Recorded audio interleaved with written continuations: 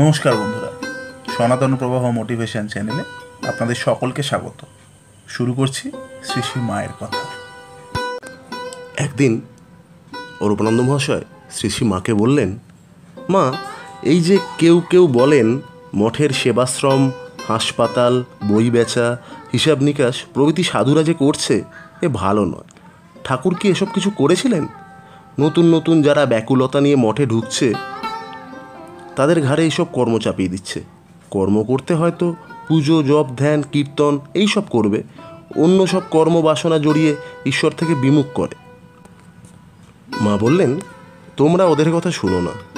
কাজ করবে না তো দিনরাত কী নিয়ে থাকবে? 24 ঘন্টা কি জপ ধ্যান করা যায়?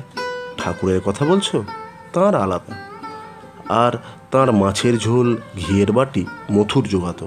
এখানে একটি কাজ নিয়ে আছে বলে খাওয়াটি জুটছে, নইলে দুয়ারে দুয়ারে কোথায় এক মুঠোর জন্য ঘুরে ঘুরে বেড়াবে? শরীরে অসুখ হয়ে পড়বে। আর কেই বা এখন সাধুদের এত ভিক্ষে দিচ্ছে? তোমরা ওসব কিছু কথা শোনো না।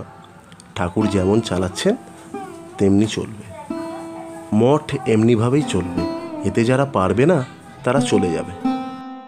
মঠের সাধুদের কাজকর্মের ব্যাপারে মায়ের কথা কেমন লাগলো তা অবশ্যই আমাদের কমেন্ট করে জানাতে ভুলবেন না। আজ এখানেই সমাপ্ত করলাম। পরবর্তী এপিসোড থাকছে পরের ভিডিওটিতে। আজকের ভিডিওটি ভালো লেগে থাকলে লাইক, কমেন্ট ও শেয়ার করতে ভুলবেন না। পরবর্তী এপিসোডটি সবার প্রথমে পেতে চ্যানেলটিকে সাবস্ক্রাইব করে বেল আইকনটি অবশ্যই ক্লিক করে দেবেন। ধন্যবাদ।